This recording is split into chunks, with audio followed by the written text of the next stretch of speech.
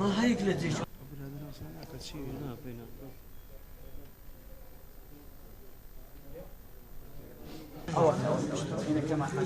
لا لا بيتي بينا كذا بنيو تما شنكر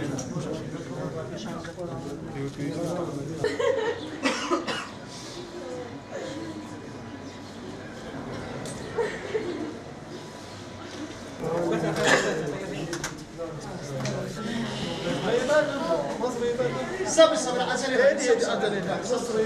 deixa branca, deixa bas branca. شاف برنكه بس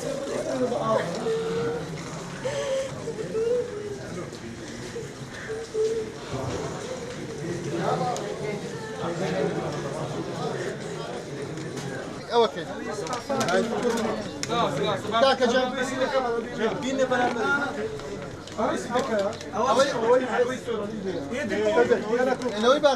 بۆ ئەو تۆبارانە بردمانە بەردەوامەی لە نێوان تورکیا لەگەڵ پەکەکە هەیە بۆ لێدانی پەکەکە لەم ناوچاندەوالی هاتووە باردۆخی زۆر ناهەموار لە گوندە سنووریەکان دروست بووە بەداخەوە لە شەوی ڕابردوو کاتژمێر 5:30 لەلایەن تۆپخانەوە هەروە لەلایەن فڕۆکانی تورکیا ناوچەکانی نەحێ سیدەکان گوندی مێرگەڕەش تۆپباران و بردمان کرا بەمەشەوە بەهۆی زامداربوونی سێ هاوڵاتی لە گوندی مێرگەڕەش کە بەداخەوە یەکەم باردۆخی تەندروستی ناجێگیرە بەهۆی لە دەستدانی قاچی چەپیەوە ئەمە شێوای لە هاتەوە کە خەڵک بە ناچاری لە گوندەکانی خۆی بەردەوام ئەگەر بەم شێوەیە ئەم بارودۆخەتا ئەمڕۆ بەردەوامە بەو شێوەی تریش بەردەوام بێت خەڵک بە ناچاری گوندەکانی خۆی چۆڵ دەکات بە ئاماجی پاراستنی خۆیان بۆیە داواکانی لە حکوومەتی عێراق بە پلە یەکەم کەوا سنوورێک بۆ ئەو دەستدرێژیانەی تورکیا لەگەڵ پەکەکە دابنێتەوە لە ئێستاشدا پەکەکە بۆ پاراستنی خۆیان لەبەرەوە هیچ بنکە و بارگایەکی دیاریان نەماوە هاوڵاتیان وەکو قەلغان بەکاردەهێنێت بە ئامانجی پاراستنی خۆیان. سوپای تورکیا لە ساڵی ڕابردوو 27 کیلۆمەتر داخلی سنووری هەرێمی کوردستان لە نەحێ سیدەکان بووە بەڵام لە ئێستادا 30 کیلۆمەتر داخلی سنووری هەرێمی کوردستان بەوەی ئەو هاتنە پێشەوەی کە لە 21 مانگی 5 ئەم ساڵەوە دەستی پێکرد و هەروەها بە قوڵایی 30 کیلۆمەتر و بەپانی